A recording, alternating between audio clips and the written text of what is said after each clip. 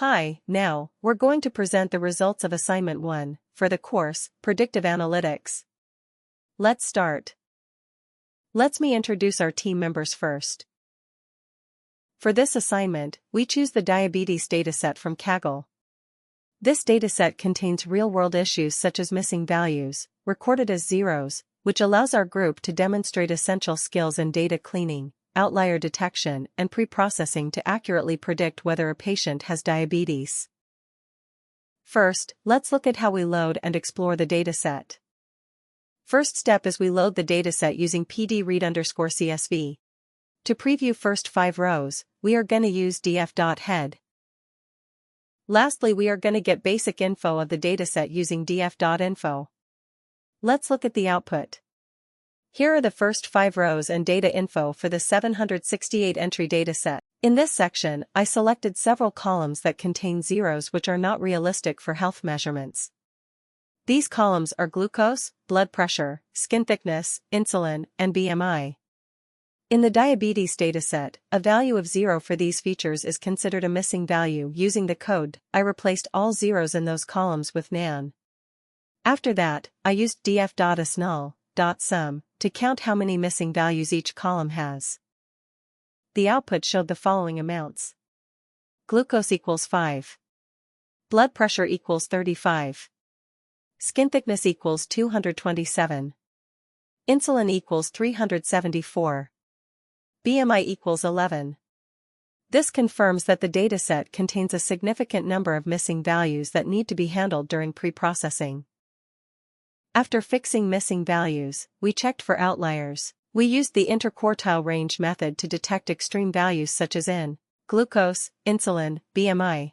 These features often have very extreme values in medical datasets. After applying IQR, the dataset was reduced from 768 records to 400 records. This means many measurements which unrealistic or extreme were removed to improve the quality of the data.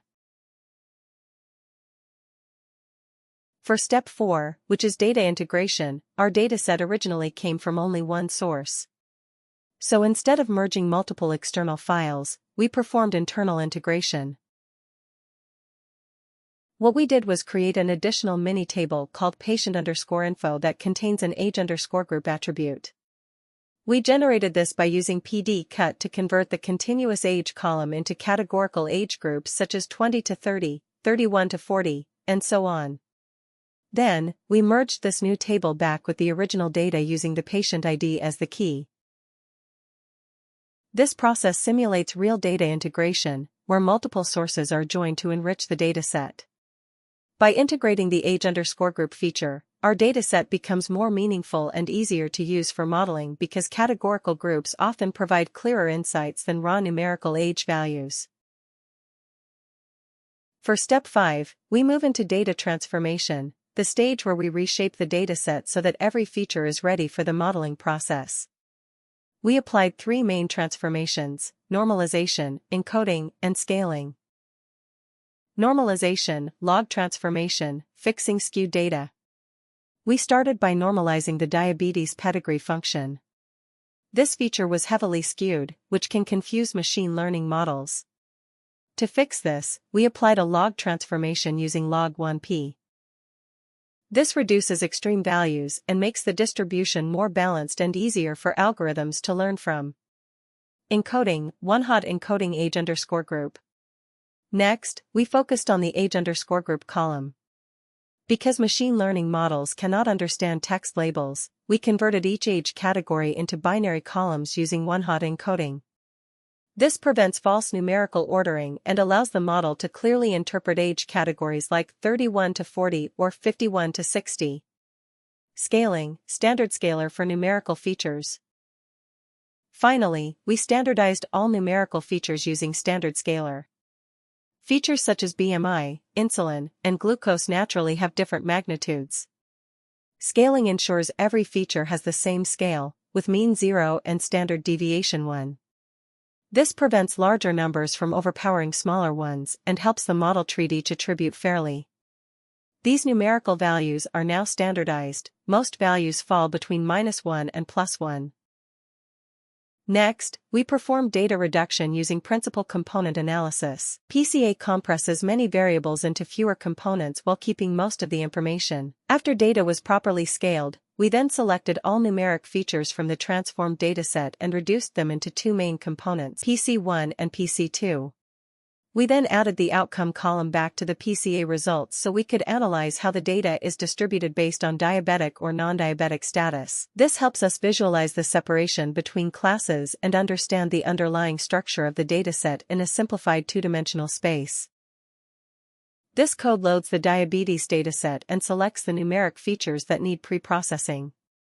It then creates a copy of the original data and applies standard scalar to standardize these numerical columns so that each feature has a mean of 0 and a standard deviation of 1. This scaling step is important because it ensures all numerical variables are on a similar scale, which helps improve machine learning model performance.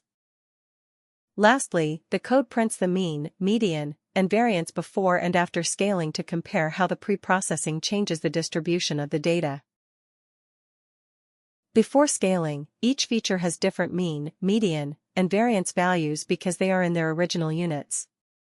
After scaling, all features have means close to 0 and variances around 1, showing that the data has been standardized and is now on the same scale. Last but not least, the 8th step is to show you visualization before and after pre-processing. In this step, I'm plotting histograms to compare each feature before and after scaling. This is important in predictive modeling because many algorithms, especially those used for prediction, require the data to be on a similar scale to perform accurately. By visualizing the changes, we can confirm that scaling reduces the range of the data without changing its overall pattern. This ensures the model treats all features fairly and improves the reliability of our predictions. Let's look at the code to produce visualization before and after pre-processing. The code loops through each numeric feature in the dataset. For every feature, it creates one figure with two subplots side by side. The first subplot shows a histogram of the original, raw, data from df_raw. The second subplot shows a histogram of the scaled data from df_scaled. plt.hist is used to plot the distribution for both versions. Titles are added to clearly label before scaling and after scaling. This allows us to visually compare how standard scalar changes the data. The shape of the distribution stays similar, but the values are rescaled. This step helps ensure that all features are on a similar scale, which is important for predictive modeling. Overall, the code helps confirm that the pre-processing step was done correctly before building prediction models. Let's compare the pregnancies column before and after pre-processing. The left plot shows the original distribution of the pregnancies column. Values range from 0 to around 17, with most data clustered at lower values.